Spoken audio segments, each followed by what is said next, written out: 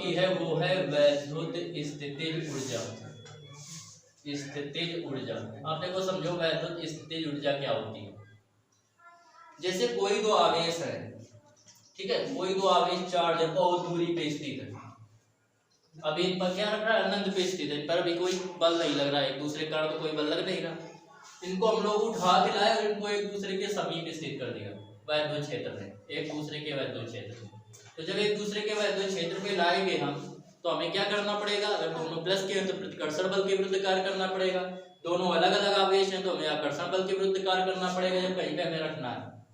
ठीक है, तो हमने क्या किया कि अनंत पर स्थित किन्हीं दो आवेशों को वैद्युत क्षेत्र के भीतर किसी निकाय को इंग्लिश में बोलते हैं सिस्टम, तो निकाय की संरचना करने में हमें जो कार्य करना पड़ता है उसी को क्या बोलते हैं, वही वैद्युत स्थितिज ऊर्जा के रूप में संचित हो जाता है। तो अनंत पर स्थित किन्हीं दो आवेशों को वैद्युत क्षेत्र के भीतर, ठीक है, एक दूसरे के समीप लाकर निकाय की संरचना करने में जो कार्य करना पड़ता है उसे क्या कहते हैं, वैद्युत स्थितिज ऊर्जा कहते हैं, या स्थिर वैद्युत स्थितिज ऊर्जा कहते हैं। ये तो हो गई इसकी डिफिनेशन की बात। अब बात करते हैं इसके डेरिवेशन की।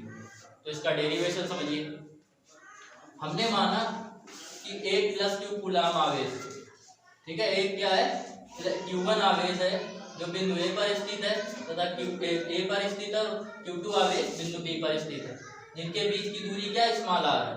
सबसे पहले हम निकालेंगे इस पॉइंट पर वैद्युत विभव B पर। तो B पर वैद्युत विभव निकालने के लिए तो इस Q2 को हम क्या करेंगे, अभी अनंत पर ही मान लेंगे। तो इस Q1 आवेश के कारण, Q1 आवेश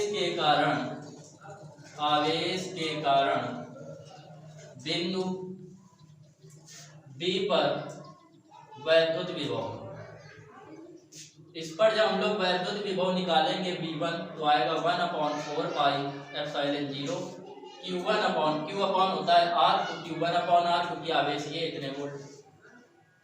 अब क्या किया गया, इसको उठाकर हम यहाँ पे लाए Q2 को, तो हमें करना पड़ा कार्य, ठीक है। तो Q2 आवेश Q2 को अनंत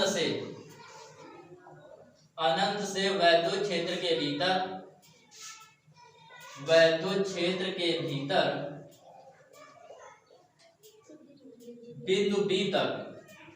बिंदु B पर लाने में किया गया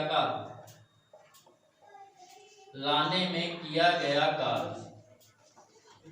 जब कार्य निकालेंगे तो कार्य बराबर जो होता है वो होता है विभव इनटू आवेश। तो आवेश इस पर क्या लाए, Q2 को, इस Q2 को यहाँ ले आए तो आवेश, तो क्या होगा W बराबर V कितना आया है 1/4 पाई एप्सिलॉन 0 Q1 इंटू करेंगे R है और इंटू Q2 करेंगे तो इतने आ जाएगा जूल।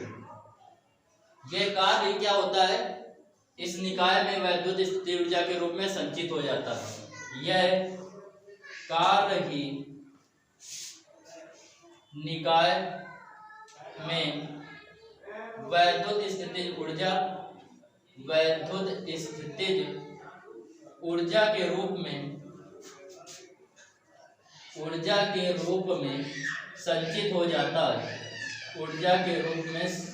वैद्युत स्थितिज ऊर्जा कैपिटल U के रूप में संचित हो जाता है। अतः U बराबर जो होगा वो आएगा 1/4 pi epsilon 0 Q1 Q2 upon R into joule. ये इसका मात्रक हो गया, ये आ गया इसका डेरिवेशन। कैसे करेंगे फिर से एक बार सुन लो कि माना, या ऐसे लिखेंगे कि अनंत पर स्थित किन्हीं दो आवेशों को वैद्युत क्षेत्र के भीतर एक दूसरे के समीप लाकर निकाय की संरचना करने में जो कार्य किया जाता है वह क्या कहलाता है, इस वैद्युत स्थितिज ऊर्जा कहलाता है। फिर इसके बाद, ये तो अब हो गई डिफिनेशन, इसके बाद लिखेंगे कि अनंत पर स्थित माना Q1 तथा Q2 दो आवेश हैं जो बिंदु A तथा B पर स्थित है, जिनके बीच की दूरी स्मॉल r मीटर है। बिंदु B पर वैद्युत विभव निकालने के लिए आवेश Q2 को बिंदु B पर न रखा मानकर अनंत पर रखा मान लेते हैं। तब Q1 आवेश के कारण बिंदु B पर वैद्युत विभव का फार्मूला ये हो गया अब Q2 को अनंत से बिंदु B तक लाने में किया गया कार्य जो हो गया ये हो गया, ये कार्य इसमें क्या कहलाता है, स्थिर वैद्युत स्थिति ऊर्जा के रूप में संचित हो जाता है।